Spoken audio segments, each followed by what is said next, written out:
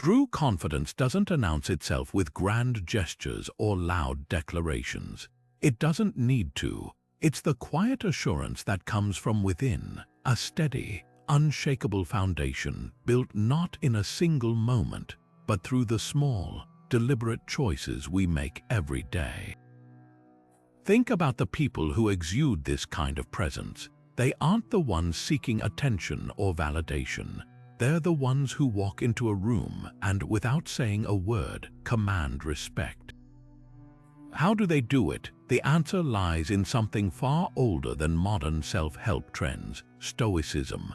This ancient philosophy, practiced by emperors, soldiers, and thinkers for centuries, isn't about suppressing emotions or putting on a tough facade.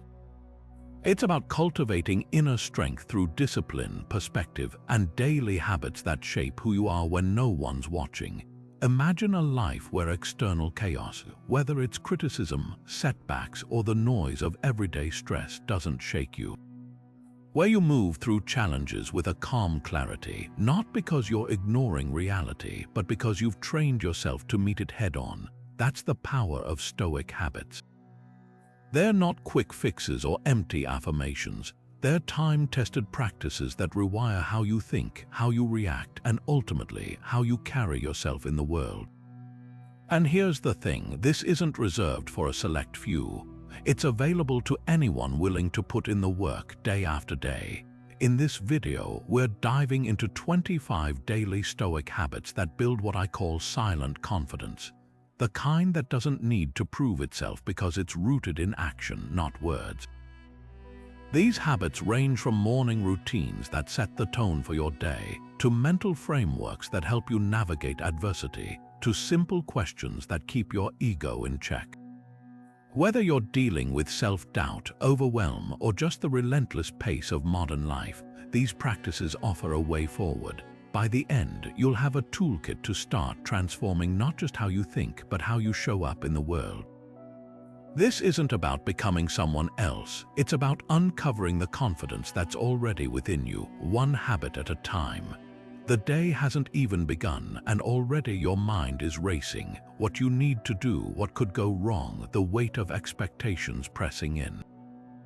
Most people wake up and immediately surrender to that chaos, letting it dictate their mood, their energy, even their sense of self, but not you. Not if you embrace the first Stoic habit, morning reflection. This isn't about scrolling through your phone or jumping straight into your to-do list. It's about pausing before the world demands anything from you, to ask yourself one simple question: what's truly within my control today? The Stoics called this Premeditatio Malorum, the premeditation of obstacles. It's not about dwelling on negativity, but about facing reality head-on so you're never caught off guard. Picture a Roman general before battle, mentally preparing for everything that could go wrong, not to panic, but to respond with clarity when it matters most. That's what you're doing in those quiet morning moments. You're not avoiding the day's challenges, you're rehearsing your strength in advance. Journaling is one of the most powerful tools for this. It doesn't need to be elaborate, just a few sentences where you name the things you can influence: your effort, your attitude, your focus, and acknowledge the things you can't: other people's opinions, unexpected setbacks, the weather. That act alone shifts your mindset from reactive to proactive. You stop seeing yourself as a victim of circumstance and start recognizing your agency. Marcus Aurelius, the philosopher-emperor, did this daily. His meditations weren't written for an audience, they were private reminders to himself about what mattered. When you wake up in the morning, he wrote, tell yourself, the people I deal with today will be meddling, ungrateful, arrogant, dishonest, jealous, and surly. Harsh, maybe, but by anticipating these behaviors, he wasn't shaken when they appeared. He met them with patience, not surprise. Try this tomorrow, before you check your phone, before you let the noise of the world in. Sit for 5 minutes with a notebook. Write down one challenge you might face today, a difficult conversation, a task you've been avoiding, and ask, if this happens, how will I choose to respond? That small act plants a seed of resilience. It's not about controlling every outcome. It's about mastering your reaction to whatever comes, and when you do that consistently, something shifts. You walk into your day not with arrogance but with a quiet assurance because you've already faced the worst in your mind and you're ready. Most of us spend our days trying to avoid thinking about what could go wrong, as if ignoring potential hardships will somehow shield us from them. But the Stoics took the opposite approach, and it's one of their most counterintuitive yet transformative habits: negative visualization. Picture this: instead of dreading a difficult conversation with your boss, you spend a few moments fully imagining it going as badly as possible: the anger, the criticism, the frustration. At first glance, that might sound like inviting unnecessary stress. But here's the paradox: by mentally walking through the worst-case scenario, you strip it of its power to shock or paralyze you. This practice, known as Premeditatio Malorum, Latin for the premeditation of evils, wasn't about pessimism. It was about preparation. The ancient Stoics would regularly visualize losing their jobs, their health, even their loved ones, not to dwell in misery, but to confront the temporary nature of everything we hold dear. Seneca, the wealthy statesman and philosopher, would deliberately set aside days to practice poverty. He'd wear his roughest clothing, eat the plainest food, and sleep on the floor. Why? To remind himself that his comfort wasn't guaranteed, and to realize that even without it, he'd still be okay. When you intentionally face your fears in your mind, something remarkable happens. The anxiety that once felt overwhelming starts to shrink. You begin to see setbacks not as catastrophes, but as challenges you're prepared to handle. Think of it like fire drills. We don't practice them because we want the building to burn down. We do it so that if the unthinkable happens, we don't freeze, we act. Negative visualization trains that same muscle for life's uncertainties. This habit also fosters a deep appreciation for what you have right now. The Stoics called this the love of fate, Amor Fati. By regularly imagining life without your health, your relationships, or your accomplishments, you stop taking them for granted. It's like pressing a reset button on your gratitude. The Roman Emperor Marcus Aurelius would start his day by reminding himself that everyone he loved, his children, his friends, could be gone by nightfall. That might sound morbid, but it's why he treasured every ordinary moment with them. He didn't need a crisis to wake up to the preciousness of life. He cultivated that awareness daily. Try this exercise tonight. Before you go to sleep, take 2 minutes to visualize losing something you value: your job, your home, even a person you love. Sit with that discomfort, then ask yourself, could I survive this? Could I adapt? You'll almost always realize the answer is yes. That realization doesn't just build resilience, it builds a quiet confidence that no matter what happens, you'll find a way forward. And when you stop fearing the worst, you free yourself to fully engage with the present. That's the secret power of negative visualization. It doesn't just prepare you for adversity, it teaches you to cherish the ordinary. And in that shift, you find an unshakable steadiness, the kind of confidence that doesn't need to boast because it knows, deep down, it can endure. What if the very things you resist, the setbacks, the failures, the unexpected detours, were secretly shaping you into someone stronger? That's the heart of Amor Fati, the Stoic practice of loving fate. It's not about passive resignation or pretending hardships don't hurt. It's about actively embracing every twist and turn as if you'd chosen it yourself, because hidden within it is the raw material for your growth. Take the story of Thomas Edison. When his lab burned down in 1914, destroying years of work, he didn't collapse in despair. He watched the flames and told his son, "There's great value in disaster. All our mistakes are burned up. Thank God we can start anew." That's Amor Fati in action, seeing destruction as a chance to rebuild smarter. The Stoics believed this mindset wasn't just for rare geniuses, it was a habit anyone could cultivate. Seneca put it bluntly, "The fates guide the willing and drag the unwilling."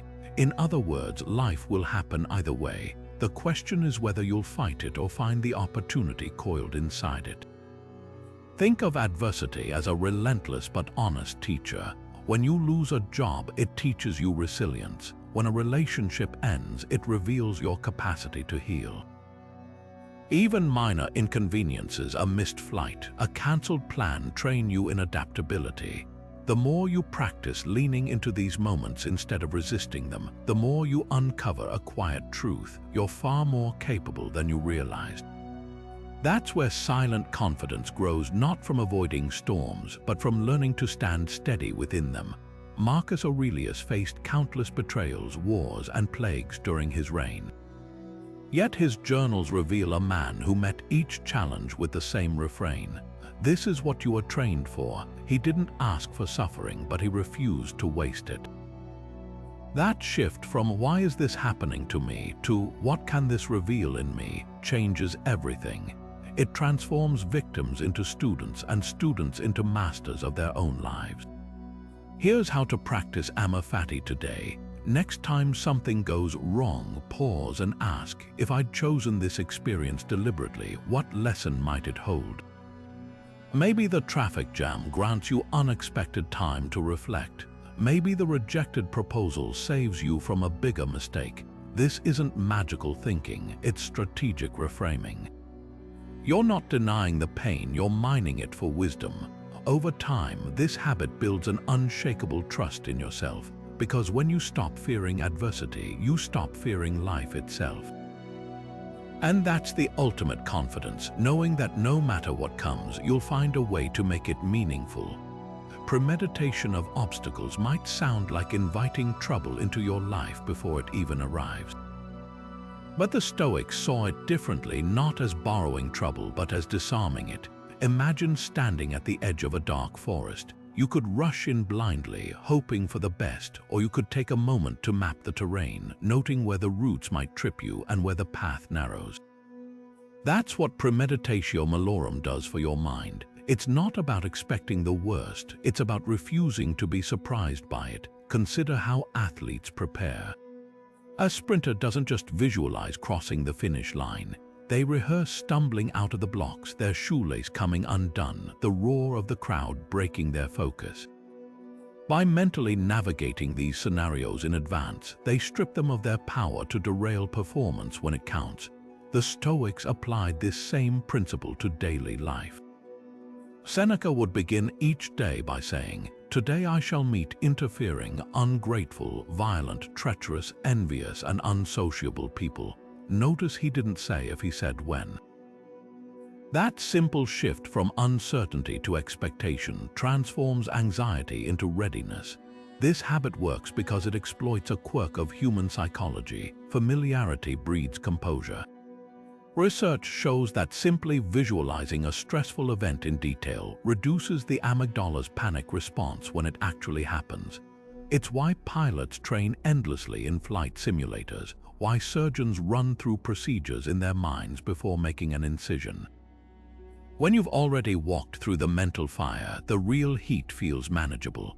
The Roman general Scipio Africanus used to sit alone for hours before battles, methodically imagining every possible way his troops could be ambushed or outmaneuvered.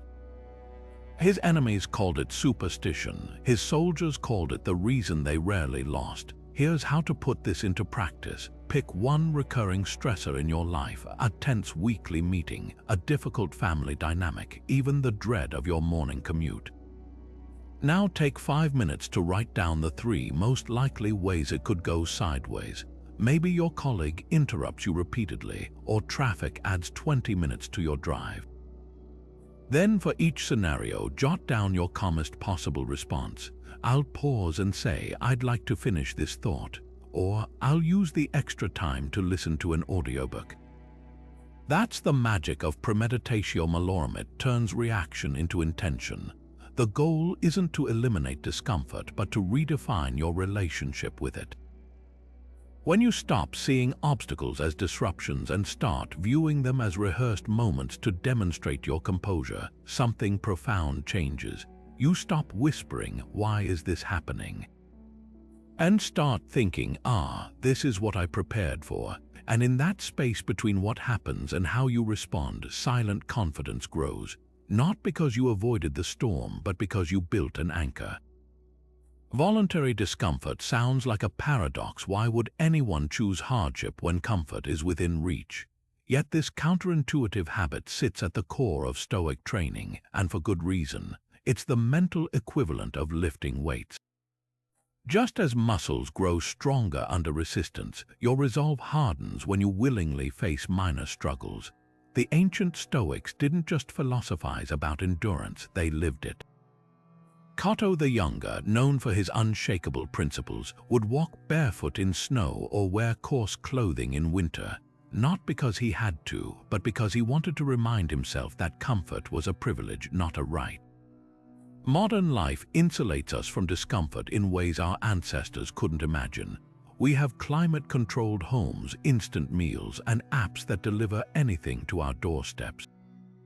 Convenience isn't the enemy, but when we eliminate every trace of struggle, we risk becoming mentally flabby. That's where voluntary discomfort comes in. It's not about punishing yourself, it's about reclaiming your capacity to endure. Start small. Take a cold shower for the last 30 seconds of your morning routine. Skip the elevator and climb the stairs. Leave your phone behind during a lunch break. These acts seem trivial, but they're micro-rebellions against the instinct to always choose ease. There's science behind this too. Studies on cold exposure show it spikes resilience hormones like noradrenaline, sharpening focus and reducing stress reactivity. Fasting, another Stoic practice, isn't just about physical health. It trains you to sit with hunger without being ruled by it. The philosopher Epictetus, born into slavery, wrote, "Difficulties show men what they are." He wasn't glorifying suffering. He was pointing out that true confidence comes from knowing you can handle more than you think. Try this experiment. Pick one day this week to introduce a controlled challenge. Maybe it's working without your chair, eating a simple meal of rice and vegetables, or turning off notifications for 8 hours. Notice the initial resistance, the voice that says, "This is pointless," or "I don't need to do this." That's exactly the voice voluntary discomfort aims to quiet. Every time you override it, you reinforce a deeper truth. You're not as fragile as your comfort zone suggests. The real power of this habit reveals itself when life forces discomfort upon you. The person who's practiced enduring cold showers won't panic when the heater breaks. The one who's fasted occasionally won't unravel during a delayed flight with no food. By choosing discomfort on your terms, you build an emotional savings account, one you can draw from when circumstances demand it. That's the essence of silent confidence, not the absence of struggle, but the certainty that you faced worse by choice and thrived. Words are like arrows. Once loosed, they cannot be taken back. The Stoics understood this better than most, which is why they placed such importance on mindful speech. Think about the last time you regretted something you said in haste, or the energy drained by a conversation that spiraled into gossip. Now contrast that with the rare moments when words truly landed, when you spoke with intention and listened with your full presence. That difference isn't just about etiquette, it's a cornerstone of silent confidence. The Stoic philosopher Epictetus gave a simple but profound rule. First, learn the meaning of what you say and then speak. This wasn't about staying silent, it was about ensuring your words carried weight. Imagine two people in a heated debate. One interrupts, deflects, and dominates the exchange. The other pauses, considers, and responds with precision. Who commands more respect? True confidence doesn't rush to fill every silence. It's comfortable with stillness, knowing that substance outweighs speed. Gossip, in particular, was seen by the Stoics as a trap. Seneca called it the vice of the idle mind. When you speak poorly of others, you don't diminish them. You reveal your own restlessness, your need for external validation. Contrast that with someone who redirects gossip with a gentle, "I'd rather not speculate," or better yet, highlights a strength in the person being discussed. That shift from tearing down to lifting up isn't just moral, it's strategic. It signals self-assurance. After all, the need to criticize others often stems from unaddressed insecurity. Listening, though, is where this habit truly shines. Zeno of Citium, founder of Stoicism, taught that we have two ears and one mouth for a reason. Deep listening, the kind where you're not just waiting for your turn to speak, requires a quiet confidence. It says, "I don't need to prove myself in every conversation." The Roman statesman Cato would practice this by intentionally attending parties where he knew no one, not to network but to observe. By resisting the urge to assert his status, he cultivated a presence that spoke louder than any boast. Try this today. In your next conversation, focus entirely on understanding the other person.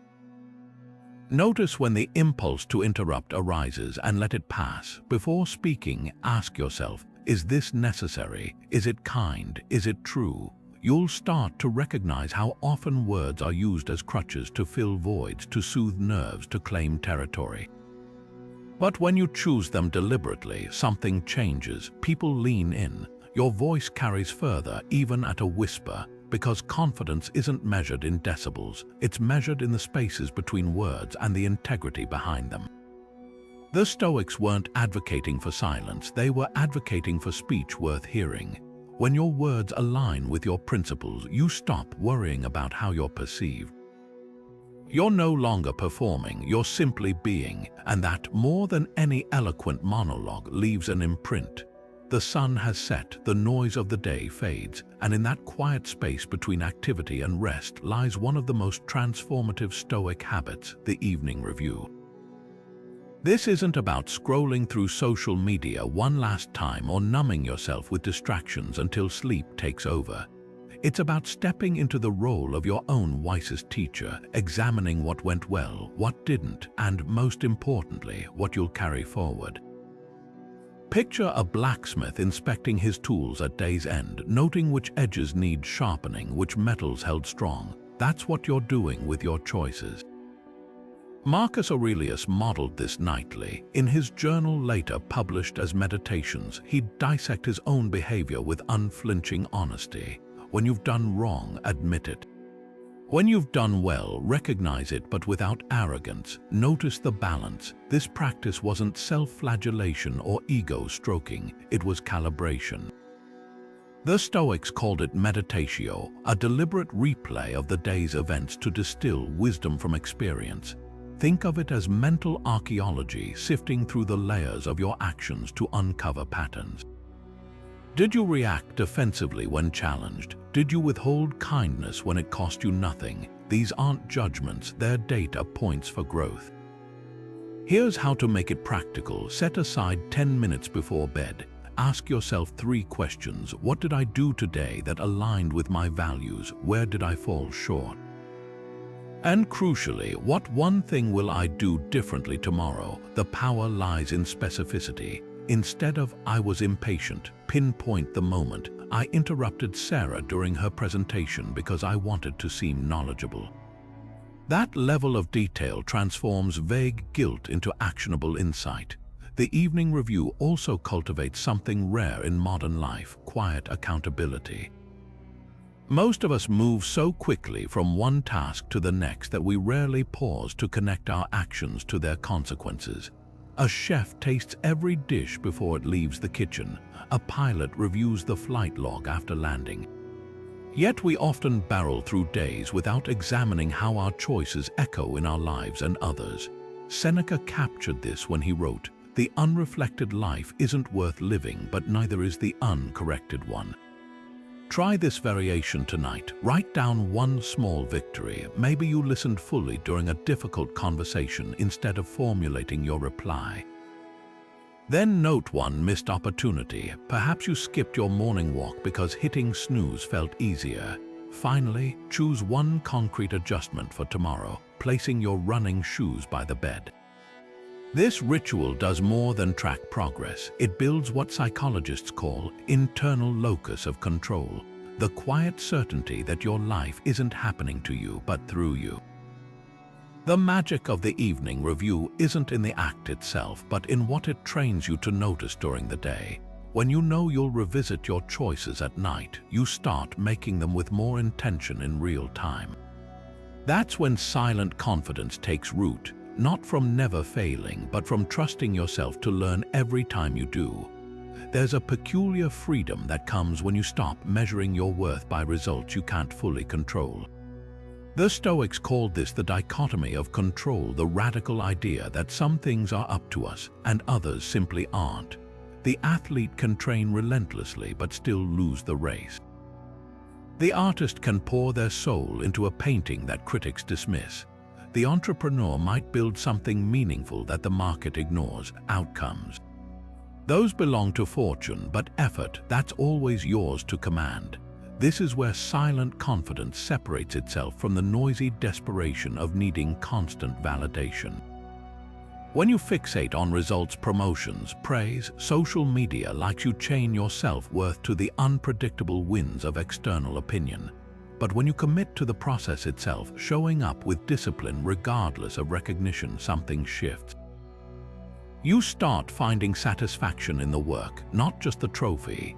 The Roman philosopher Seneca spent years writing letters of wisdom to his friend Lucilius, never knowing if they'd be read by future generations. Yet he wrote with the same care as if the entire world were watching. That's the hallmark of process-focused confidence, doing the work not because it guarantees success, but because it shapes who you become. Consider the archer in ancient Stoic teachings. His job is to aim the arrow skillfully, accounting for wind and distance, but once the arrow leaves the bow, the outcome belongs to fate. Modern psychology echoes this in what's called the locus of control. People who tie their confidence to external validation ride an emotional roller coaster, elated when praised, crushed when ignored.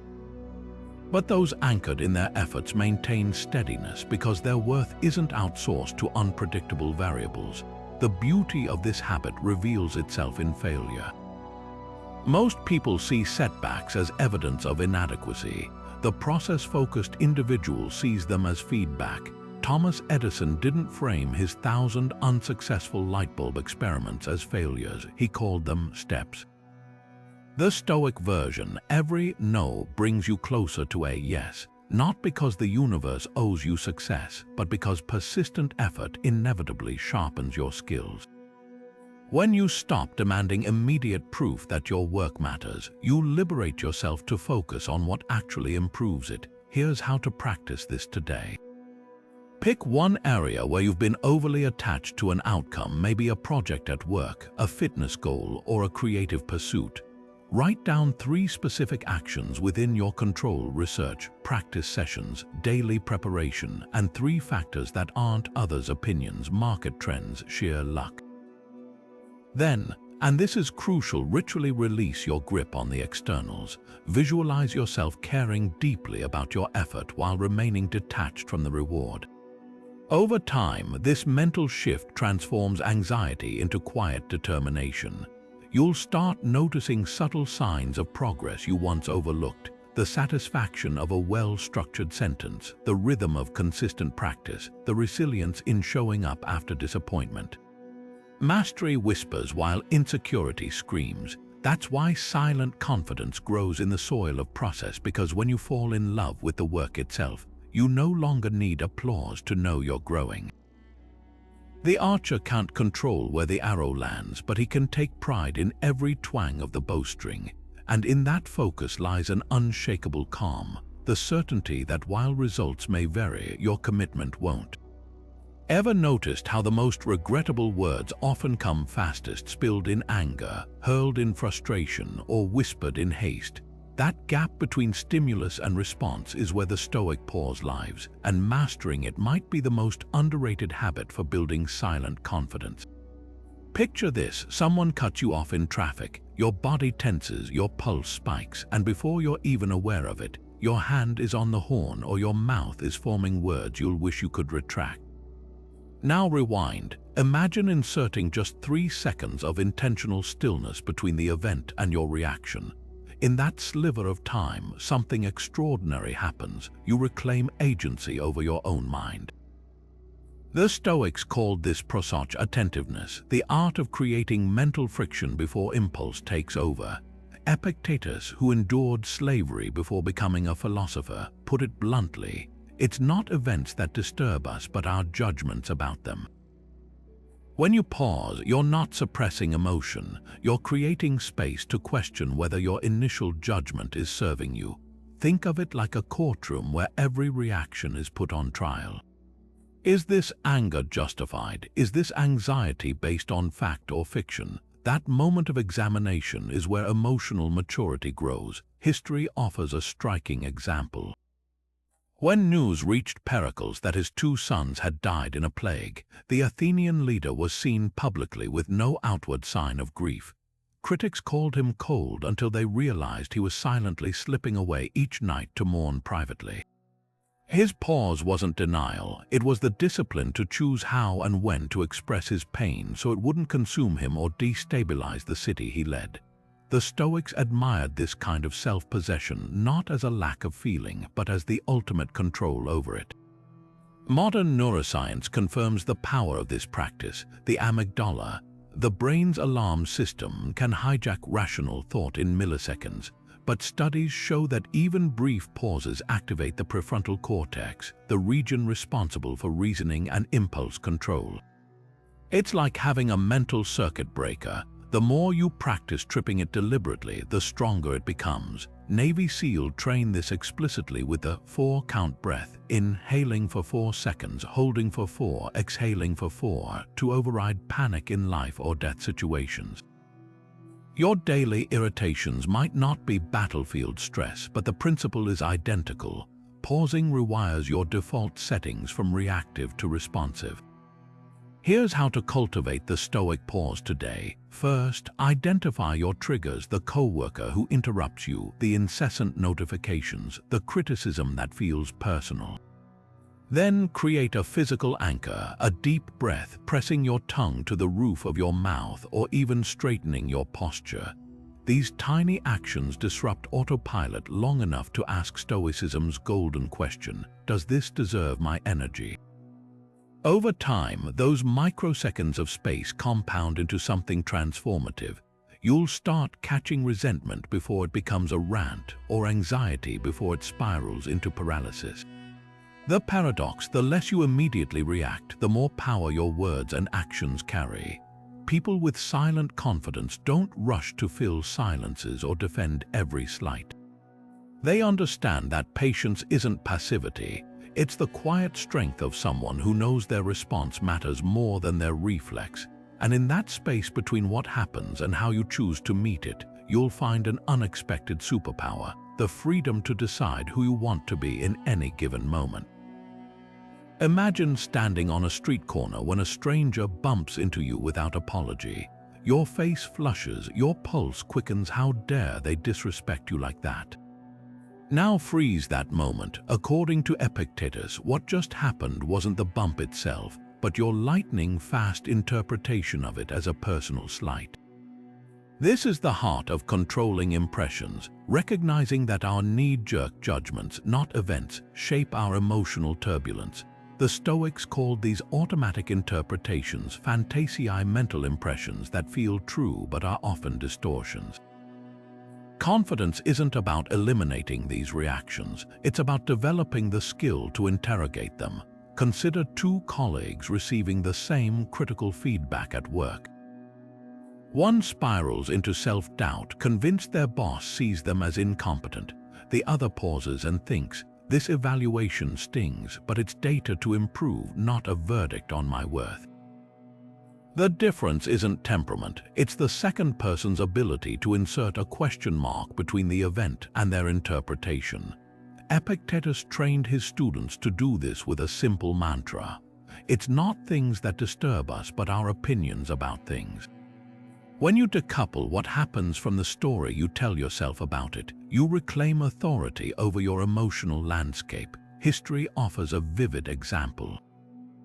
When the Roman Emperor Marcus Aurelius faced betrayal by his trusted general Cassius, he refused to label it a catastrophe. Instead, he wrote in his journal, "What is this event's true nature?" Separate it from the story you're telling. By stripping away the narrative of treachery, he saw it as a logistical problem to solve, not an emotional wound to nurse.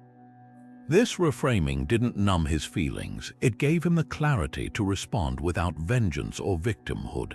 That's the silent confidence this habit builds, the ability to meet adversity not as a personal attack but as a puzzle to navigate. Modern psychology validates this ancient practice. Cognitive behavioral therapy, CBT, calls it cognitive distancing, the skill of observing thoughts as mental events rather than truths. Research shows that people who practice this develop greater emotional resilience, better decision-making under stress, and ironically, more authentic relationships. When you stop conflating someone's harsh words with absolute truth, you're free to engage with them constructively rather than defensively. Here's how to apply this today. Next time you feel a surge of anger or anxiety, pause and dissect the impression like a scientist examining a specimen. Ask, is this event inherently bad or have I assigned meaning to it? What's the most neutral way to describe what happened? For instance, instead of, my partner ignored me, try, my partner was quiet during dinner. The facts remain, the emotional charge dissipates. Over time, this habit becomes a superpower. The critic becomes a coach, the setback becomes a lesson, and your confidence, it stops being tied to external validation because you've mastered the art of editing the subtitles your mind automatically adds to life's events. The ultimate freedom lies in realizing that most of what upsets us isn't the world itself. It's the lens through which we view it. Polish that lens, and suddenly, what looked like obstacles become raw material for growth. That's the silent confidence Epictetus promised, not control over what happens, but sovereignty over how you see it. Gratitude in Stoicism isn't about plastering a smile over life's difficulties or reciting hollow affirmations. It's a radical act of perspective, a daily confrontation with the fragility of everything we often take for granted. The Stoics didn't wait for loss to appreciate what they had. They trained themselves to see each meal as potentially their last, each conversation as a final farewell. This might sound morbid, but it's precisely what strips away the numbness of routine and reveals the extraordinary in the ordinary. Consider Marcus Aurelius's morning ritual. He'd remind himself that the food on his table, the health in his body, even the breath in his lungs were temporary gifts.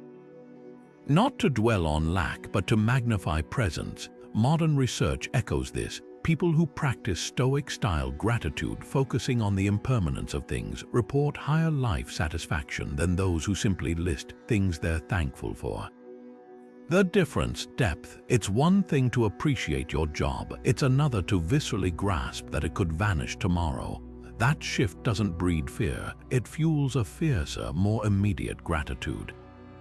Envy thrives in the gap between what is and what could be. The Stoics closed that gap by practicing Premeditatio Malorum, imagining life without the very things they loved. Seneca would write letters describing the loss of his wealth, his friends, even his own hands, not as self-punishment but as a reset button for appreciation. When you mentally surrender your home, your relationships, your abilities, you return to them with fresh eyes. The colleague's promotion no longer stings because you're too busy marveling at the fact that you have work at all. The neighbor's newer car fades beside the realization that yours still carries you safely. This habit also dismantles the illusion of ownership. The Stoics viewed everything, their bodies, possessions, even their time, as on loan from nature. Epictetus, born into slavery, would say, when you kiss your child at night, whisper to yourself that you're kissing a mortal, not to morbidize love but to sanctify it. Parents who have faced a child's illness understand this instinctively. The trivial frustrations of parenting dissolve when you're gripped by the preciousness of that small, sleeping face.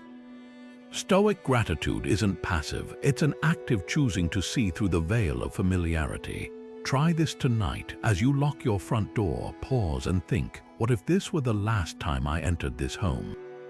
Not to invite anxiety, but to notice the way the light slants through the windows, the familiar creak of the floorboards, details you've stopped seeing. Or when a friend texts you, consider, If this were our final exchange, what would I want it to contain? You'll find your responses deepening, your distractions fading. The real power of this practice reveals itself in adversity. The person who's daily contemplated losing their health handles a diagnosis with clearer eyes. The one who's imagined unemployment meets a layoff with resilience. Why? Because they've already grieved the loss in advance, not to despair, but to recognize the gift that was always there. Silent confidence grows here, in the space between I deserve this and I get to have this. It's the difference between clutching possessions tightly and holding them lightly, knowing their true worth precisely because you've rehearsed their absence. Ultimately, Stoic gratitude isn't about feeling good, it's about seeing clearly. And in that clarity, comparison loses its grip. You stop measuring your life against others' highlight reels because you're too absorbed in the vivid, fleeting miracle of your own. Flattery sticks like honey, sweet at first, then suffocating. Marcus Aurelius, perhaps history's most powerful Stoic, warned of its trap in his private writings. Throw out your belief that praise means anything at all. Not because kindness shouldn't be acknowledged, but because relying on external validation makes your confidence as stable as a house built on applause. Think of the last time someone complimented your work, the initial warmth, then the subtle itch for more. That craving reveals the danger. When praise becomes your fuel, criticism becomes your kryptonite. History offers a striking contrast. Consider Alexander the Great, who demanded his subjects kneel as if he were a god, versus Cotto the Younger, who walked barefoot through Rome's streets refusing statues in his honor. One needed constant adoration to feel worthy, the other drew strength from an inner compass. The Stoics weren't dismissing praise outright, they were exposing its hollowness as a foundation for self-worth. Seneca put it bluntly, what difference does it make how much is laid aside for you in others' storerooms? Your own is what matters. Modern psychology confirms this ancient insight. Studies on contingent self-esteem show that people reliant on praise experience sharper mood swings, euphoric when admired, devastated when ignored. Social media amplifies this. Every like triggers dopamine, conditioning us to confuse visibility with value. The antidote, detachment, isn't indifference, it's discernment. It's the ability to receive a compliment with a polite thank you, then return to your work unchanged, not inflated, not craving more. Practice this today. Next time someone praises you, pause. Notice the physical reaction, the slight lift in your chest, the urge to share their words with others. Then ask, would I still respect this effort if no one had noticed? That question reveals whether you're creating for applause or purpose. Artists know this intimately. The songwriter who crafts lyrics to trend will warp their art. The one who writes truth stays grounded regardless of streams. The deeper truth, praise and blame, are two sides of the same shaky coin. Marcus Aurelius reminded himself daily that today's admirers could become tomorrow's accusers. The applause of the crowd is but the clatter of tongues. Silent confidence grows when you stop climbing onto pedestals others build because you know they can kick them out from under you just as fast. Instead, measure yourself against standards no one can revoke: your integrity, your effort, your willingness to grow. This habit isn't about rejecting kindness, it's about immunizing yourself against the addiction to approval. When your worth isn't tied to others' opinions, you're free to take feedback without crumbling, accept praise without inflating, and most importantly, to create, lead, and live by your own quiet compass. That's the mark of unshakable confidence, not whether the crowd cheers, but whether you can stand in silence and know you've done enough. What if every obstacle life throws at you isn't a roadblock, but a dumbbell, something heavy designed to make you stronger? That's the Stoic perspective in its purest form. Seneca, one of Rome's greatest thinkers, didn't just theorize about this, he lived it. When the Emperor Claudius exiled him to Corsica, a barren island far from Rome's intellectual heart, most would have crumbled. But Seneca, he called exile a change of scenery, and used those 8 years to produce some of his most profound writings. the same man who could have spent his days wallowing transformed isolation into a forge for his philosophy. That's the alchemy of this habit, taking what looks like punishment and repurposing it as fuel. The Stoics had a name for this mental pivot: antifragility. It's the idea that certain things don't just withstand chaos, they thrive because of it. Think of a forest fire clearing dead wood so new growth can emerge, or a vaccine introducing a weakened virus to build immunity. Obstacles operate the same way. The Roman general Scipio Africanus didn't lament when his fleet was destroyed off the coast of Spain. He rebuilt it stronger, learning from each flaw in the original ships. Musonius Rufus, another Stoic teacher, was banished to a desolate Greek island. Instead of resisting, he turned the rocky soil into a school where students flocked to him. The pattern is clear. The very things meant to break these individuals became the grindstones that sharpened them. Modern psychology backs this ancient wisdom. Studies on post-traumatic growth reveal that people who consciously reframe adversity as a catalyst often develop greater resilience, deeper relationships, and renewed purpose. Navy SEAL train this mindset explicitly. Their infamous Hell Week isn't about physical endurance alone. It's about conditioning candidates to see suffering as data, not defeat. A broken bone can heal stronger at the fracture point. A tree that weathers storms develops deeper roots. The principle transcends time. Resistance isn't the enemy, it's the curriculum. Here's how to apply this today. Next time you face a setback, a rejected proposal, a financial hit, even a personal betrayal, pause and ask, what is this teaching me that comfort couldn't? Maybe the failed project reveals blind spots in your planning. Maybe the strained relationship highlights boundaries you've neglected. The Stoics didn't sugarcoat pain, they mined it for lessons. Epictetus, who was crippled as a slave, said, "Lameness is an impediment to the leg, but not to the will." His disability didn't define him, his response to it did. This habit isn't about denying hardship's sting. It's about recognizing that within every obstacle lies a hidden leverage point. The entrepreneur whose first business collapses gains insights no MBA can teach. The athlete sidelined by injury develops mental discipline that outlasts physical prime. Even daily irritations, traffic jams, tech failures are microdoses of resilience training. When you stop asking, "Why me?" and start asking, "What now?" you unlock a quiet superpower, the ability to turn life's friction into forward motion.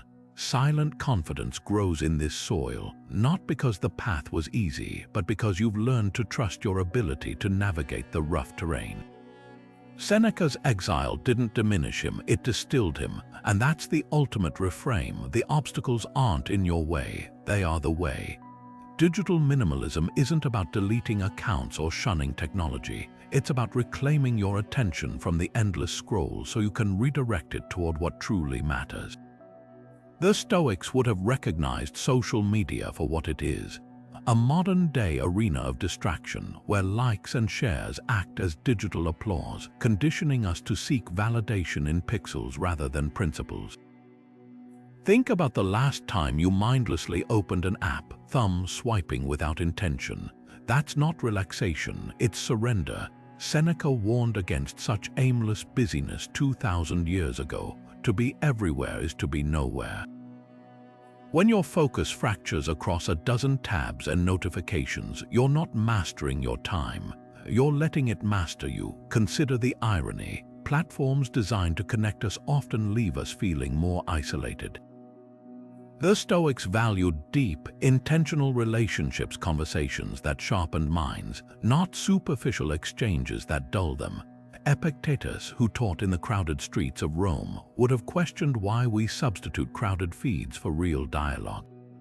Picture two scenarios. 1. You spend 20 minutes scrolling through polished vacation photos, comparing your life to curated highlights. 2. You spend those same 20 minutes writing a letter to a friend, articulating thoughts you've never voiced. Which leaves you feeling more grounded? The difference lies in agency.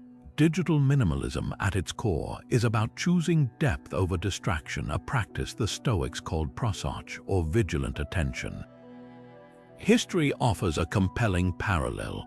The Roman Emperor Marcus Aurelius kept a journal not to broadcast his thoughts, but to clarify them.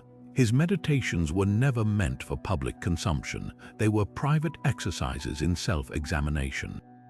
Contrast that with today's performative posting, where we often craft thoughts for applause rather than insight. The Stoic approach to social media wouldn't demand total abstinence, but intentional use, logging on with purpose, engaging with deliberation, and exiting before the mindless consumption begins. It's the difference between entering a library to study and wandering its aisles, picking up random books without reading any. The science behind this is startling. Studies show that even having your phone nearby reduces cognitive capacity, as if part of your brain is perpetually waiting for the next ping. The Stoics called this propathiae pre-emotions, those automatic reactions we haven't yet examined. Every notification triggers a micro-jolt of anticipation, training your brain to crave interruption. Digital minimalism breaks that cycle. It's not about willpower, it's about redesigning your environment so focus becomes the default. Try this experiment. For 1 week, remove social media apps from your phone's home screen. Notice how the extra friction having to search for the icon reveals how often you reach for it out of habit, not need. The reward for this discipline, rediscovering what the Stoics prized most, otium leisure that isn't idle but restorative. Imagine finishing a book without checking your phone every chapter. Or having a meal where no one glances at a screen. These aren't nostalgic fantasies, they're choices available the moment you stop confusing connectivity with connection. The quiet confidence that comes from digital minimalism isn't the absence of technology, it's the presence of mind to use it as a tool, not a crutch. When you control your attention, you stop being a passenger to algorithms and start steering your life with purpose. That's the real power of this habit, not losing out but finding yourself again. Your body is not separate from your philosophy, it's the vessel through which your principles take shape in the world. The Stoics didn't view physical discipline as vanity or punishment. They saw it as the outward expression of inner order. When Marcus Aurelius wrote, "Waste no more time arguing what a good man should be one," he wasn't speaking abstractly. He rose before dawn to train with weights, wrestle, and endure cold baths, not to build muscle for its own sake, but to forge a body capable of sustaining his mind's resolve. This is the heart of Stoic physical discipline, treating your flesh and bones as allies, not obstacles in your pursuit of virtue. Consider posture something so simple yet profoundly telling. Lumping isn't just a physical habit, it's a silent concession to fatigue, distraction, or self-doubt. The ancient Greeks and Romans trained their youth to stand and walk with shoulders back, not as empty ritual, but because they understood that how you carry yourself shapes how you think. Modern science confirms this. Studies show that adopting an upright posture increases testosterone, linked to confidence, and decreases cortisol, the stress hormone. It's not about appearing dominant to others. It's about signaling to your own nervous system that you're ready to meet challenges. Epictetus, who walked with a limp from childhood slavery, still emphasized standing like a rock when principle demanded it. His body bore scars, but his bearing communicated unbroken will. Exercise, too, was never just about health for the Stoics, it was a daily rehearsal for resilience. When Seneca advised, "Assault yourself with exertion," he wasn't endorsing mindless suffering. He was highlighting sweat's paradox, that voluntary discomfort inoculates against life's involuntary hardships. A person who pushes through the last mile of a run builds more than endurance. They reinforce the neural pathways that say, "I can endure." The Roman legionary didn't march 20 miles in full gear because war required constant marches. He did it to know, deep in his bones, that when exhaustion came, he could keep going. There's a reason the Stoics linked physical neglect to moral decay. Letting your body grow weak or sluggish isn't neutral, it's a quiet surrender to inertia.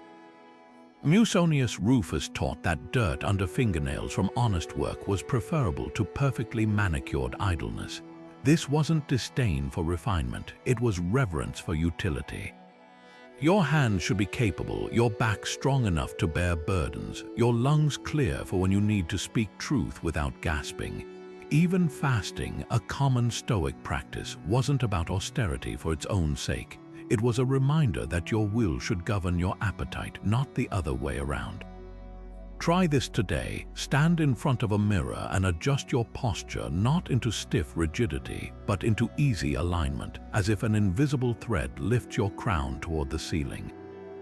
Notice how shifting your physical stance subtly shifts your mental state. Or commit to one act of physical discipline, taking the stairs instead of the elevator, holding a plank for 30 seconds longer than comfortable, or drinking water first thing instead of reaching for caffeine. These aren't feats of athleticism, they're small assertions of mastery. The quiet confidence that comes from physical discipline isn't about outperforming others, it's the private knowledge that your body obeys your mind. When you choose movement over stagnation, nourishment over indulgence, and presence over lethargy, you're not just caring for flesh and bone. You're honoring the Stoic ideal of wholeness, that philosophy without action is empty, and action without a disciplined vessel is fragile. Your body isn't a temple to be worshipped, it's a tool to be honed, ready for whatever the world asks of it. And in that readiness, you'll find a steadiness no compliment can mimic and no criticism can shake. There's a reason great leaders and thinkers throughout history, from George Washington to Nelson Mandela, kept philosophy texts on their nightstands, not as decoration but as daily nourishment for the mind. The Stoics understood this intimately. Wisdom isn't absorbed in a single lightning bolt of insight. It's gathered drop by drop through consistent engagement with ideas that stand the test of time. Imagine your mind as a garden. Left untended, weeds of distraction and shallow thinking take root. But just 15 minutes a day with Seneca's letters or Marcus Aurelius's meditations acts like sunlight, strengthening what's true and pruning what's trivial. This isn't about academic study or memorizing quotes to impress others. It's about creating a dialogue across centuries with mentors who face the same human struggles you do: anger, loss, uncertainty, and left behind battle-tested strategies. Marcus Aurelius wrote meditations as personal reminders, never intending publication. That's why his words resonate so deeply. They're not polished lectures, but raw notes from a man wrestling with power, grief, and his own flaws. When you read a passage like, "You have power over your mind, not outside events," you're not just processing information. You're allowing a Roman emperor who ruled 2,000 years ago to recalibrate your perspective during rush hour traffic or a workplace conflict. The key is regularity over quantity. Epictetus compared philosophy to learning an instrument. Practicing 5 minutes daily beats cramming for hours once a month. Start with just one page of letters from a Stoic each morning, not skimming like a news headline, but reading as if Seneca himself were across the table, speaking directly to your current challenges. Highlight sentences that strike you, then reflect. How does this apply to the difficult conversation I'm avoiding? Or what would it look like to live this truth today? This turns reading from passive consumption to active training. Consider the difference between scrolling through social media first thing and beginning your day with philosophy. One floods your mind with fragments of others' curated lives, the other grounds you in timeless principles. Naval Ravikant, the modern entrepreneur and Stoic enthusiast, attributes his clarity to this habit. Every morning I read the same few pages of philosophy. It's not about finding something new, it's about internalizing what matters. That's the magic of repetition. The same passage you read last month will reveal new layers when you return to it after a personal setback or triumph.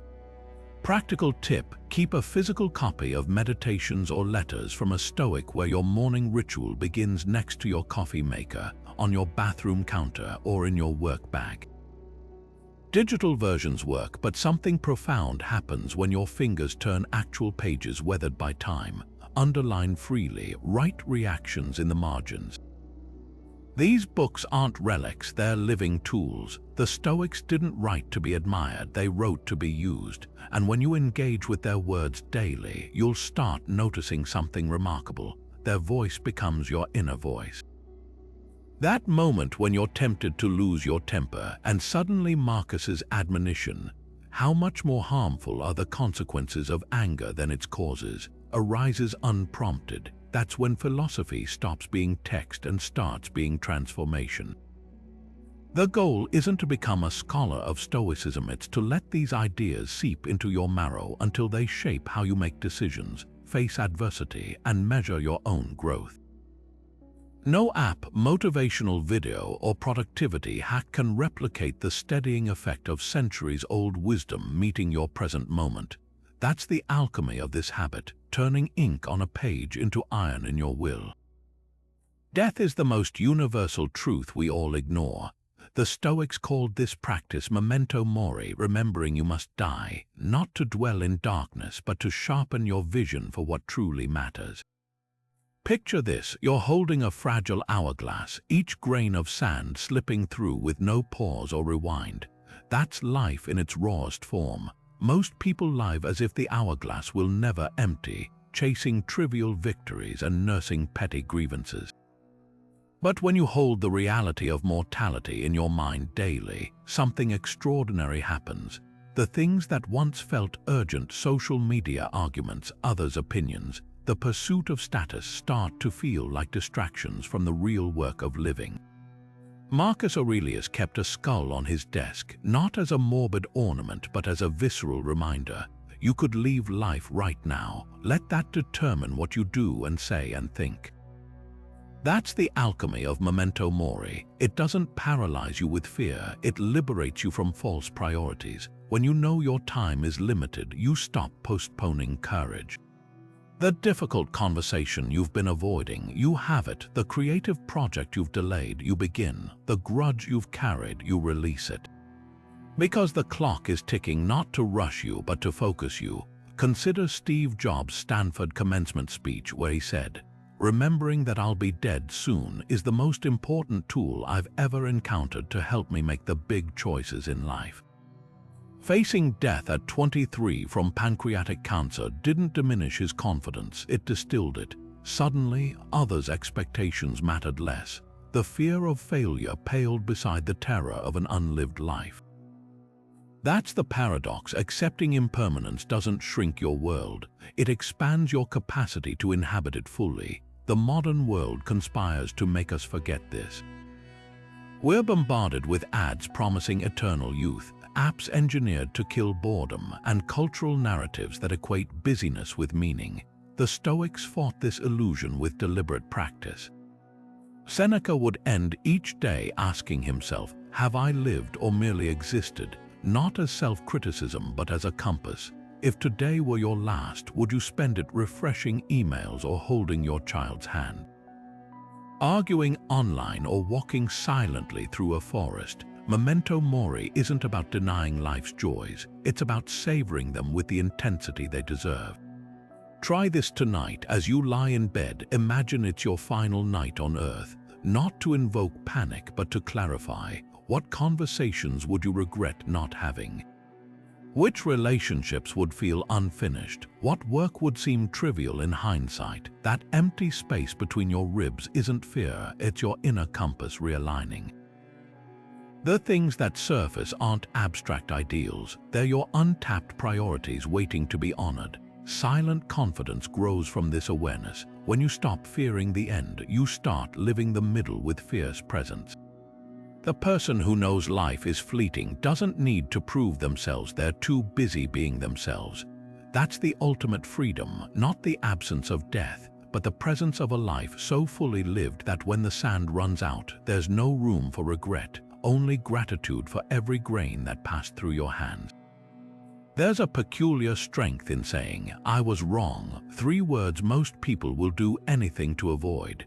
The Stoics didn't see mistakes as stains on their character, they saw them as waypoints on the path to wisdom. Picture a seasoned captain marking errors on a nautical map, not to dwell on past missteps, but to navigate future waters with greater precision. That's the essence of Stoic accountability.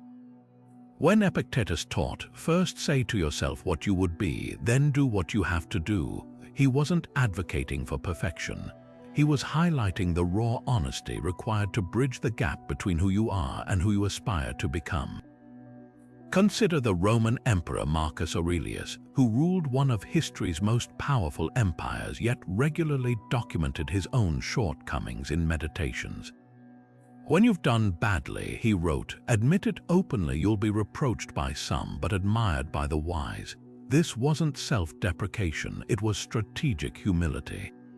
Admitting fault disarms critics and frees you from the exhausting theater of defensiveness. Modern psychology confirms this. Studies show leaders who openly acknowledge mistakes foster greater trust and collaboration in their teams. The person who says, I mishandled that project, doesn't shrink in stature, they expand in credibility. The alternative, doubling down on errors to save face, creates a fragile facade. Imagine a doctor refusing to acknowledge a misdiagnosis, or a parent insisting they're always right despite evidence to the contrary. That rigidity doesn't project confidence, it reveals insecurity. The Stoics called this hamartia missing the mark, and believed the real failure wasn't the initial error but the refusal to correct it. Seneca exemplified this when he returned from exile and openly admitted his earlier political misjudgments. Instead of weakening his influence, his candor made his later advice more potent. Here's where Stoicism diverges from modern self-help. It doesn't frame accountability as self-punishment. Beating yourself up over mistakes is just another form of ego, a way to make the error about you rather than the lesson. True ownership looks like the craftsman who calmly assesses a flawed sculpture and starts anew, or the athlete who reviews game footage to pinpoint adjustments. There's no drama, only progression. Try this reframe today. Next time you misspeak, forget a commitment, or make a poor decision, pause before justifying it. Simply state the facts. I didn't meet the deadline, or my tone was unkind. No qualifiers, no blame shifting.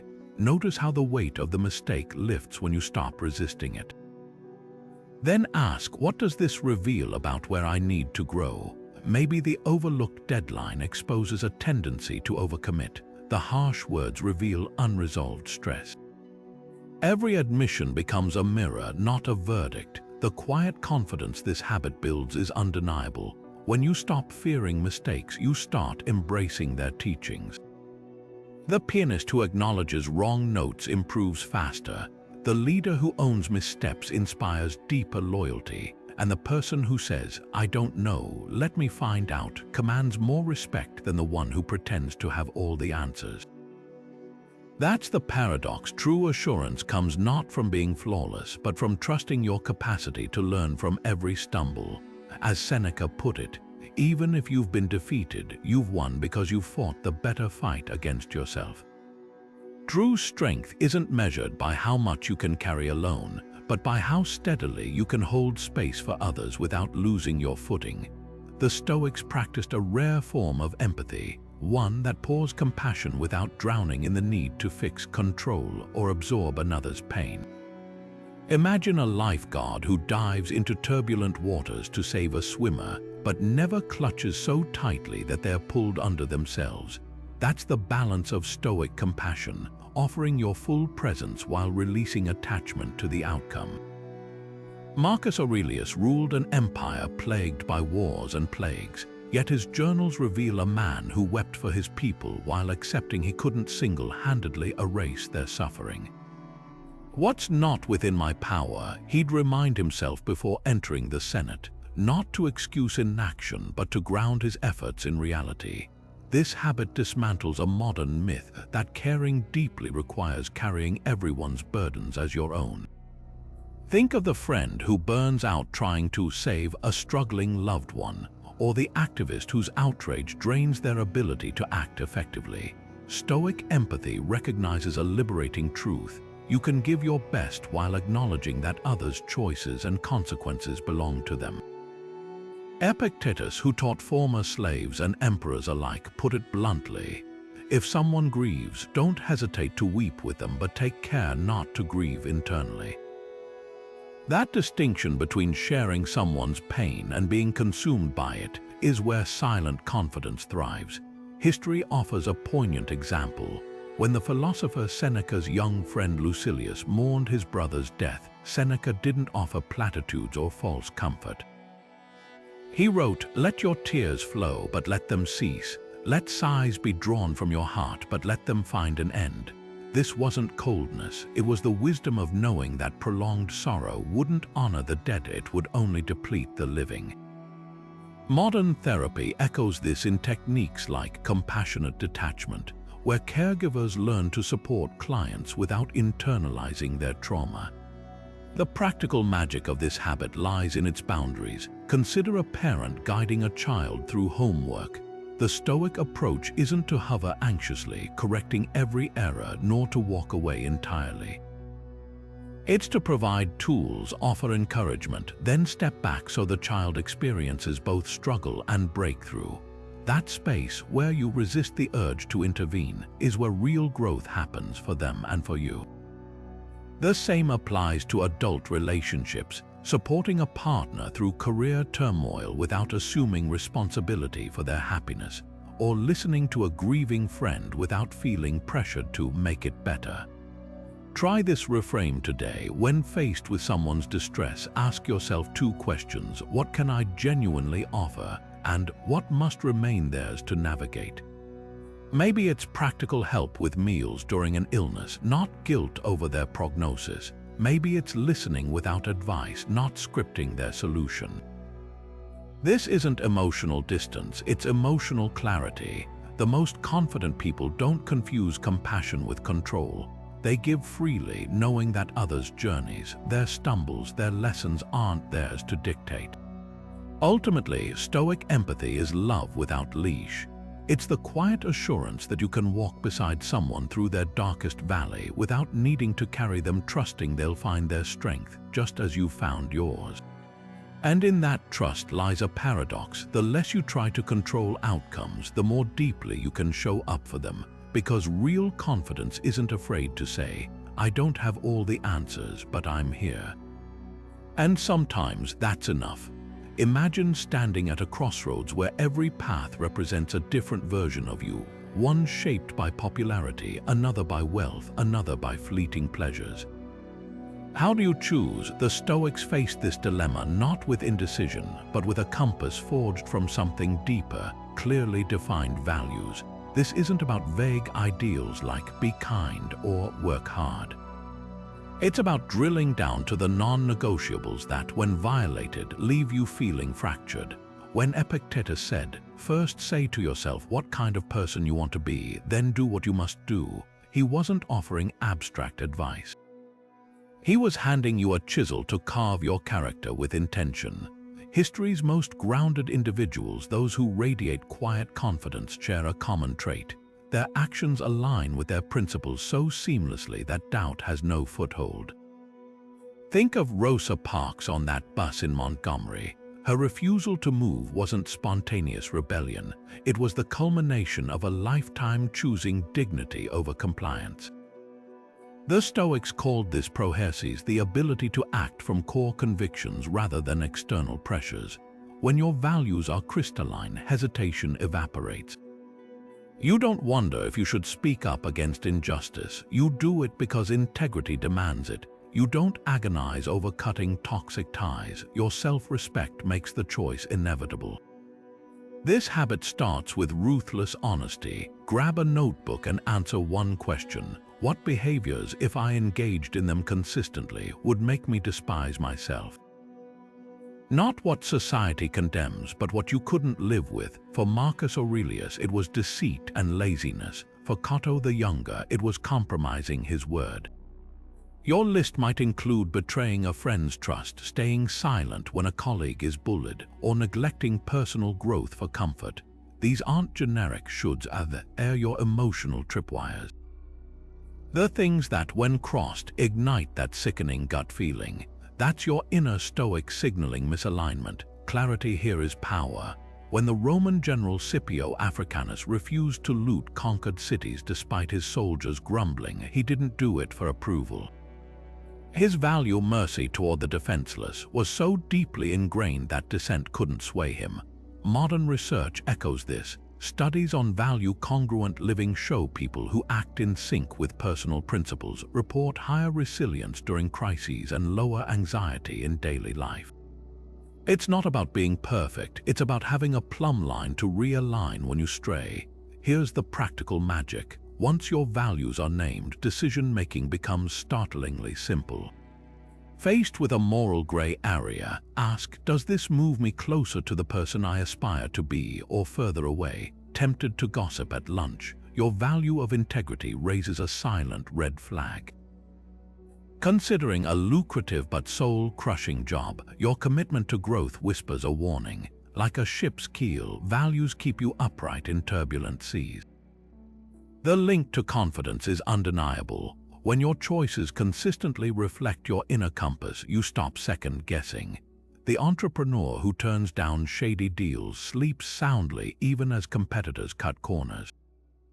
The parent who prioritizes presence over prestige doesn't envy the neighbor's fancy vacations. Doubt thrives in the gap between what you believe and how you behave. Close that gap, and self-assurance becomes your default state. Try this today. Identify 3 core values, not more, or they'll dilute your focus. Make them specific. Instead of honesty, try, I speak uncomfortable truths with kindness. Instead of courage, define it as I take calculated risks in pursuit of growth, even when afraid. Write them where you'll see them daily, not as inspirational quotes, but as accountability partners. Then for 1 week, rate each evening. How did I honor these today? Where did I falter? No self-judgment, just calibration. The Stoics knew something modern life obscures. Confidence isn't manufactured. It's unearthed by stripping away everything that isn't authentically you and standing firm in what remains. When your outer life mirrors your inner convictions, you stop seeking validation. Because the only audience that ever mattered was the one you face in the mirror each morning. And that person, the one living by their own code, doesn't need applause to know they're on solid ground. Silent endurance isn't about gritting your teeth until life gives you a break. It's about meeting hardship with a steady gaze, not because anyone's watching, but because you refuse to let struggle define you. Think of Cato the Younger, the Stoic who marched barefoot through desert heat during military campaigns, not for applause but to test his own limits. When his soldiers begged him to ride a horse like other commanders, he refused. Every blister, every aching step was a private conversation with himself. Can I endure this? Will I complain or keep moving? That's the essence of this habit, proving your strength not to an audience, but to the only person whose judgment truly matters, you. Modern life rarely demands physical trials like Cato's, but the principle remains. Silent endurance shows up in the entrepreneur working late nights without broadcasting her sacrifices, the parent navigating financial strain without burdening their children with worry, or the student mastering a skill through relentless practice when no one's counting repetitions. These are the unspectacular battles that forge real character. The Stoics called this carteria the discipline of perseverance. It's not martyrdom, it's the quiet understanding that some growth only happens in the dark, away from the spotlight of sympathy or admiration. Consider the difference between 2 people facing the same setback. One posts endlessly about their struggles, seeking comfort in likes and comments.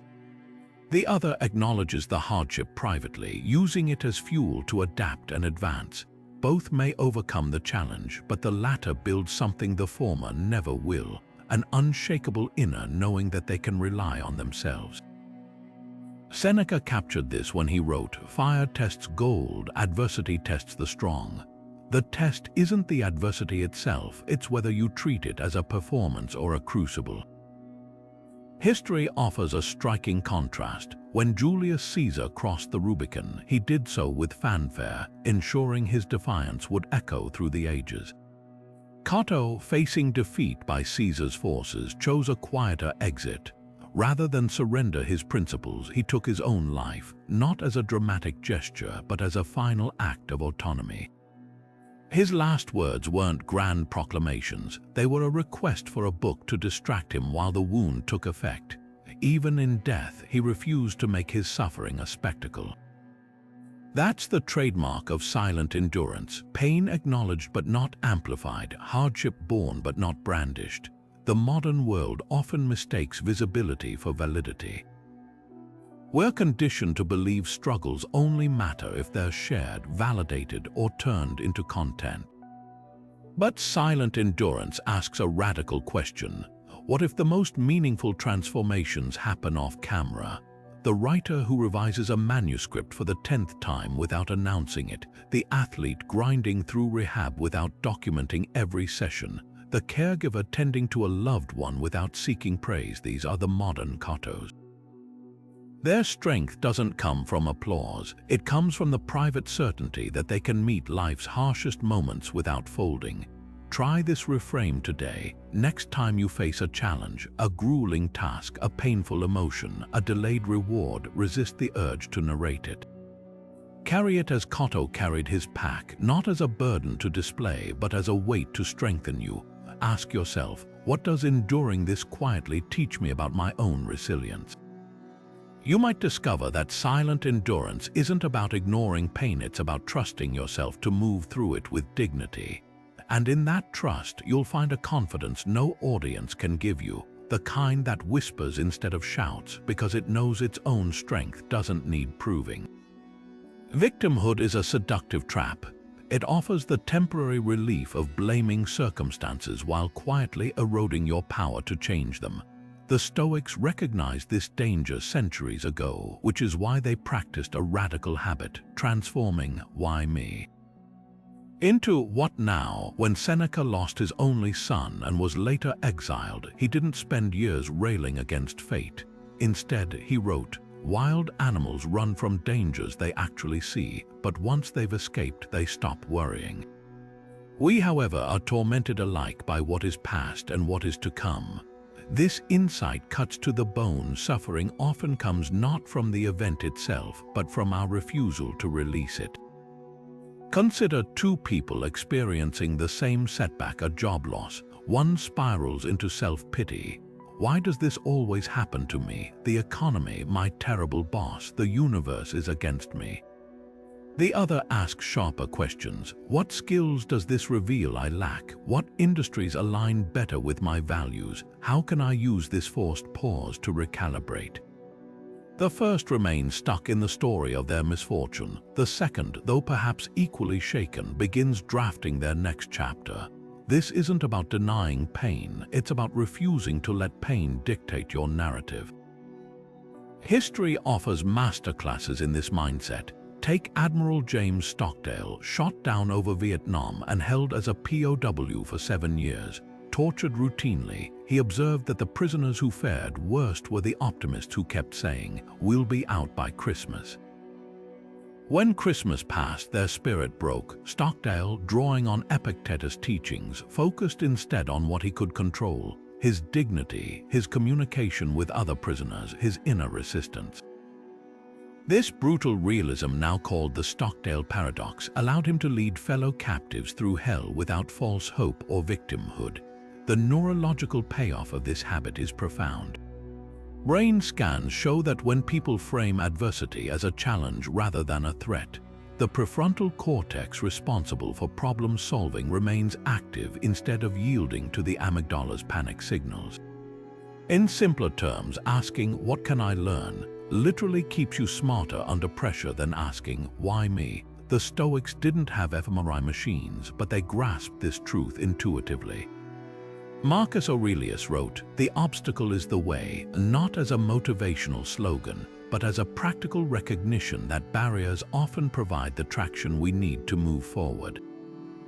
Try this reframe today. Identify one recurring complaint in your life. perhaps a difficult relationship, financial stress, or health struggle. Now take a sheet of paper and divide it into 2 columns. In the first, list all the ways this situation feels unfair or beyond your control. Then, in the second, answer, if I chose to see this as my training ground rather than my punishment, what muscles might it be strengthening? Patience, creativity, boundaries. The shift isn't magical, it's methodological. You're not pretending the hardship doesn't hurt, you're discovering what else it can do. This habit builds silent confidence because it transfers agency from external forces back to your own hands. The entrepreneur who loses funding but pivots to bootstrap their company learns self-reliance no investor can provide. The athlete who suffers an injury and studies coaching during recovery gains perspective that pure competition couldn't teach. Even in small daily irritations, the cancelled flight, the rude customer, each time you reject victimhood, you deposit resilience into your psychological bank account. The ultimate freedom lies in realizing that while you can't control all that happens to you, you can always choose what it means to you. That choice, made repeatedly in life's crucibles, forges a confidence that doesn't need to proclaim its strength because it's been tested in silence again and again. And in those quiet battles, you discover an unshakable truth. You're not what happens to you, you're how you meet it. Breath is the silent conductor of your nervous system, an invisible thread connecting body to mind that the Stoics mastered long before modern science confirmed its power. When Epictetus said, "It's not what happens to you, but how you react to it that matters," he wasn't just speaking philosophically. He was pointing to a tangible tool, the space between inhale and exhale where emotional storms can be calmed or amplified. This isn't abstract advice, it's a physiological truth. Your breath acts like a dial, turning the volume up or down on stress responses that might otherwise hijack your composure. The Roman gladiators knew this. Before entering the arena, they'd practice rhythmic breathing not to suppress fear, but to channel it into precise movement. That's the heart of Stoic breathing, not denial of emotion, but mastery of its energy. Modern research reveals why this works. When you're stressed, your sympathetic nervous system triggers shallow, rapid breaths, a holdover from primal fight or flight reflexes. But the moment you consciously slow your respiration to 5 or 6 counts per minute, something remarkable happens. Your vagus nerve, the body's internal brake pedal, activates. Heart rate steadies, cortisol drops, the prefrontal cortex, your center for rational thought, re-engages. Navy SEAL use this during firefights. Surgeons rely on it mid-operation. And you can harness it during a tense meeting, a difficult conversation, or any moment where silent confidence feels just out of reach. The Stoic method is disarmingly simple. Pause, inhale through your nose for 4 counts, hold for 4, exhale slowly for 6. The magic lies in the extended exhale. It's the physiological signal to your body that danger has passed. Try it now. As you exhale, notice how your shoulders drop almost imperceptibly, how your jaw unclenches. Ancient warriors paired this with a mantra, "This too I can meet." Not as a denial of challenge, but as a reminder of their capacity to face it without crumbling. Consider the difference between 2 people receiving criticism. One holds their breath, chest tight, words spilling out defensively. The other takes one deliberate cycle of Stoic breathing, 4 in, 4 hold, 6 out before responding. The first becomes a puppet of their amygdala, the second retains the reins. Marcus Aurelius wrote, "The mind adapts and converts to its own purposes the obstacle to our acting." Breath is the first conversion point, the alchemy that transforms panic into poise. Practical application elevates this from theory to habit. Before your next high-stakes moment, whether it's public speaking, a confrontation, or even clicking send on an important email, practice the 4-4-6 rhythm 3 times. Place a hand on your abdomen to ensure diaphragmatic breathing, rising on the inhale, falling on the exhale. This isn't just calming down, it's biohacking your state to access clarity under pressure. The more you practice in calm moments, the more instinctive it becomes during storms, like a musician rehearsing scales until they flow effortlessly mid-performance. Stoic breathing trains your default setting toward steadiness. The deeper layer, this habit strips away the illusion that confidence is something you either have or lack. It's a skill, one anchored in the literal air you draw. Every conscious breath is a quiet rebellion against reactivity, a choice to respond rather than explode or retreat. Over time, this builds something profound, the unshakable knowledge that no matter what arises externally, your breath, and by extension, your equilibrium remains yours to command. And in that sovereignty lies the ultimate silent confidence, not the absence of turbulence, but the ability to navigate it with steady hands and steady lungs. Your journal isn't just a place to record thoughts, it's a training ground where struggles are dissected and rebuilt into strength. The Stoics didn't shy away from documenting their failures, frustrations, or fears. They leaned into them with ink and parchment, turning each challenge into a dialogue with their principles. Imagine your toughest moment this week, a missed deadline, a heated argument, a wave of self-doubt. Now picture sitting down and dissecting it not with self-criticism, but with the precision of a philosopher-surgeon. That's the power of journaling challenges, transforming raw experience into refined wisdom. Consider Seneca's letters, where he detailed his own battles with anger, grief, and distraction. He didn't gloss over his flaws, he interrogated them. Why do I still lose my temper with incompetent servants? He'd ask, then trace the thread back to deeper insecurities about control. This practice wasn't self-flagellation, it was strategic problem-solving. Modern psychology calls this cognitive restructuring, but the Stoics were doing it centuries ago. By writing, "Today I snapped at my colleague because I felt unprepared," you're not just venting, you're identifying patterns, and patterns once named can be rewired. Here's how to make it actionable. When journaling a challenge, structure it like a Stoic court case. 1. The facts. Write the event as a neutral observer. I received critical feedback in front of my team. 2. The reaction. Note your emotional and physical response. My face flushed. I interrupted to defend myself. 3. The Stoic remedy. Apply a principle.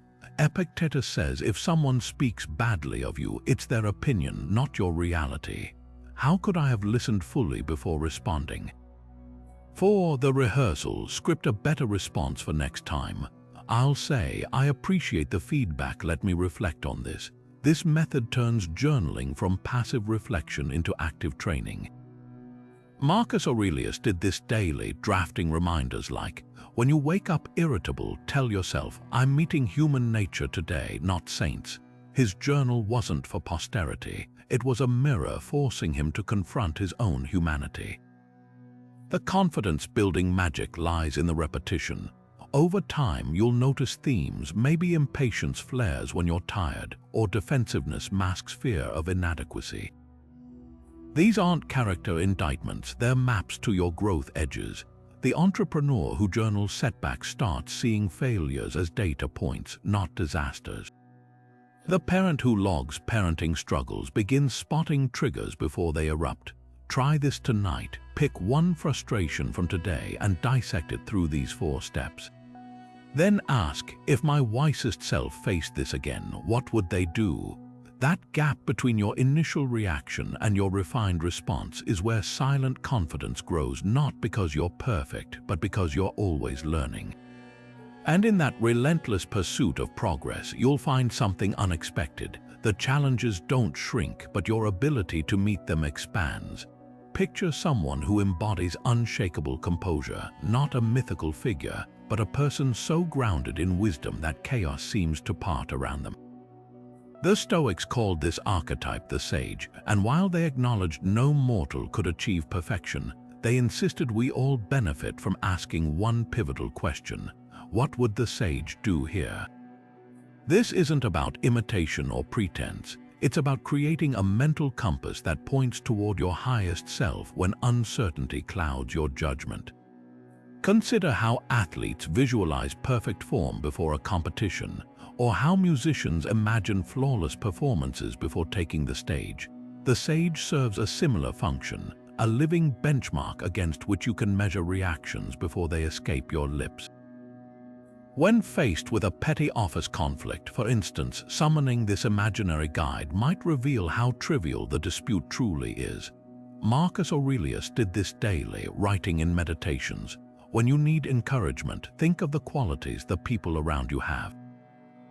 Nothing is as encouraging as when virtues are visibly embodied in the people around us. He wasn't waiting to meet perfect beings. He was training himself to recognize and emulate fragments of wisdom in others. History offers compelling examples of this practice in action. Before major decisions, the Roman statesman Cato would mentally consult historical figures like Socrates or Zeno, not to copy their choices verbatim, but to absorb their reasoning patterns. Modern psychology validates this approach. Studies on mental modeling show that visualizing an expert's decision-making process improves our own choices more than generic advice. The sage isn't a crutch, they're a mirror reflecting back the clarity you already possess but might overlook in moments of stress. Here's how to make this habit tangible. First, define your sage traits. Perhaps they're unfazed by gossip, generous with time, and decisive under pressure. Then create trigger moments. When your heart races before a difficult conversation, pause and ask, how would the sage enter this room? When overwhelmed, whisper, what would the sage release right now? The answers often surprise you, not because they're foreign, but because they resonate with truths you've buried under haste or fear. The real magic happens when this exercise reveals gaps between your aspirations and actions. Realizing the sage wouldn't obsess over this text message can jolt you out of anxiety loops. Noticing the sage would walk away from this toxic debate helps disengage from pointless conflicts. Over time, the question evolves from hypothetical to instinctual, shaping behavior from the inside out. Unlike rigid rules or abstract ideals, the sage adapts to your unique challenges. A parent sage might respond to tantrums with patience. A CEO sage could face market crashes with steady vision. What unites them is the quiet authority of someone who's mastered their impulses. And each time you consult this inner guide, you're not just borrowing wisdom, you're excavating it from within. Eventually, you'll catch yourself acting as the sage without conscious effort, holding your tongue when provoked, offering kindness without expectation, meeting failure with curiosity rather than shame. That's when you realize this wasn't about imagining an ideal. It was about recognizing that the traits you admire most in others were always yours to cultivate. The sage wasn't leading you somewhere new, they were helping you return to yourself. Silent confidence isn't built in grand declarations or overnight transformations. It's forged in the quiet consistency of daily practice, one deliberate choice at a time. These 25 Stoic habits aren't just a checklist, they're a blueprint for rewiring how you move through the world. From morning reflections that ground you before the day's chaos begins, to the disciplined pause that interrupts reactive anger, to the nightly reviews that turn mistakes into mentors, each habit is a thread in the tapestry of unshakable self-assurance. What makes this approach so powerful isn't any single practice, but the cumulative effect of showing up for yourself day after day, even when no one's watching. Think of confidence as a tree growing from unseen roots. The visible trunk, your posture, your calm under pressure, your ability to listen deeply, is supported by the hidden network of habits you cultivate in private. Journaling challenges strengthens your resilience, negative visualization sharpens your gratitude, voluntary discomfort trains your adaptability. Alone, each seems small. Together, they create a foundation so solid that external storms, criticism, setbacks, comparison can't topple you. The Stoics knew this intimately. Real strength isn't loud. It's the quiet certainty of someone who's tested their principles in life's laboratory and knows they hold. But here's the secret: you don't need to master all 25 at once. In fact, trying to miss the point entirely, start with one, just one. Maybe it's the Stoic pause, breathing through irritation before responding. Maybe it's the evening review, dissecting your day with curiosity instead of judgment. Or perhaps it's practicing Amor Fati, embracing obstacles as teachers rather than thieves. Whatever you choose, commit to it for 30 days. Watch how this single thread, pulled consistently, begins to unravel old patterns and weave new ones. The real measure of progress won't be in applause or external validation. It'll be in those private moments when you notice yourself reacting differently. The argument that doesn't escalate because you breathed first. The setback that doesn't derail you because you've rehearsed resilience. The quiet pride of knowing you showed up as your best self, even when no one else would have known the difference. That's silent confidence, not the absence of doubt, but the presence of tools to meet it. Your turn. Scroll back through these habits and let one resonate with you. Not the one you should choose, but the one that stirs something undeniable. Then take the first step today, not tomorrow, not when life calms down, but now. Drop a comment sharing which habit you're committing to, and let's witness each other's growth. Because confidence like this isn't kept, it's shared. And your journey, however imperfect, might be the nudge someone else needs to begin theirs. The Stoics didn't leave us answers, they left us practices. The rest, that's up to you.